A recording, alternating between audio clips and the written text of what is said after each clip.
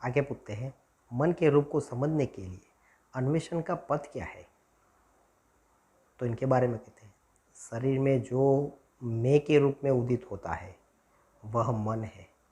जब कोई खोज करता है कि सर्वप्रथम मैं का विचार शरीर में कहाँ से उदित होता है, तो उसे पता चलता है कि यह हृदय से उदित होता है। वह मन के उदित होने का स्रोत है। यदि कोई लगातार मैं सोचता है तो वह उस स्थान पर पहुंच जाएगा। मन में उदित होने वाले समस्त विचारों में मैं का विचार प्रथम आता है। प्रथम व्यक्ति सर्वनाम के उदित होने के बाद ही द्वितीय एवं तृतीय सर्वनाम प्रकट होते हैं।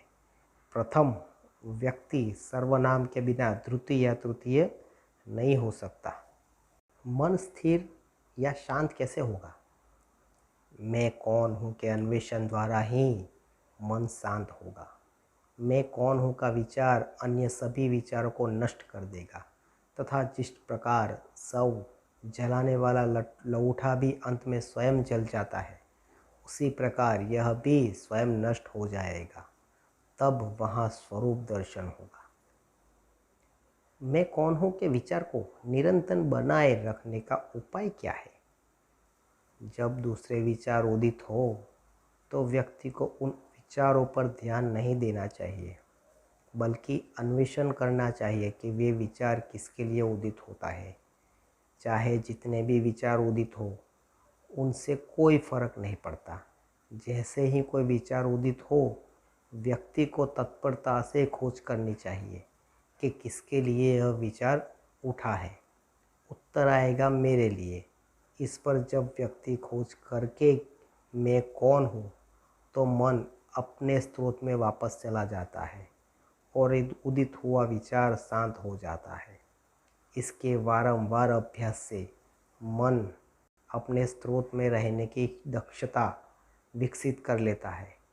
मन जो सूक्ष्म है, जब बुद्धि एवं ज्ञान इंद्रियों के द्वारा बाहर जाता है तो स्थूल नाम रूप प्रकट होते हैं, और जब ये हृदय में निवास करता है तो नाम रूप विलुप्त हो जाते हैं। मन को बाहर जाने से रोककर उसे हृदय में स्थिर करने को अहममुखी या अंतर्मुखी होने को कहता है। मन को हृदय से बाहर जाने देने को बहिर्मुखी होना कहते हैं। इस प्रकार जब मन हृदय में निवास करता है तो मैं जो सभी विचारों का मूल है लुप्त हो जाता है और सदैव अस्तित्वमान स्वरूप प्रकाशित होता है। व्यक्ति चाहे जो भी करे, उसे बिना के अहंकार के कर्म करना चाहिए। जब कोई इस प्रकार कर्म करता है तो उसके समक्ष सब कुछ शिव स्वरूप प्रकट हो जाता है। तो क्या मनोनिग्रह के दूसरे उपाय नहीं है? आत्मविचार के अतिरिक्त कोई अन्य उपाय उपयुक्त नहीं है। यदि दूसरे उपायों से मन नियंत्रित किया भी जाए तो लगता है कि मन नियंत्रित हो गया, किंतु वह दोबारा प्रकट हो जाता है। प्राणायाम के द्वारा भी मन स्थिर हो जाएगा, किंतु वह तभी तक नियंत्रित रहेगा जब तक कि प्राण नियंत्रित है। अगर जब श्वसन आरंभ होगा तो मन पुनः गतिशील हो जाएगा, संचित वासनाओं के अनुरूप भटकेगा। मन और प्राण दोनों का स्रोत एक ही है। निश्चित ही विचार मन का रूप है। मैं का विचार मन का प्रथम विचार है और यही अहंकार है।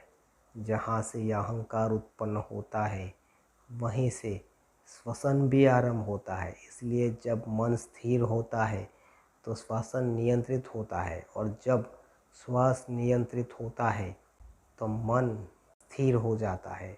किंतु सुषुप्ति में यद्यपि मन स्थिर रहता है, किंतु श्वास नहीं रुकता। ये ईश्वरीय इच्छा के कारण है, ताकि शरीर सुरक्षित रहे और लोग यही समझ के ये मर गया है। जागृत एवं समाधि की अवस्थाओं में जब मन स्थिर हो जाता है तो श्वास नियंत्रित रहता है। प्राण मन का स्थूल रूप है। मृत्यु के क्षण तक मन प्राण को शरीर में रखता है।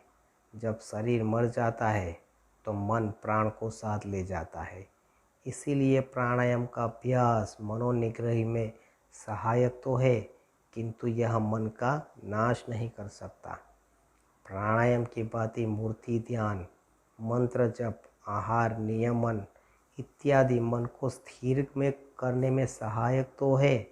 मूर्ति ध्यान एवं मंत्र जप में मन एकाग्र हो जाता है। मन का स्वभाव है सदा चंचल रहता है।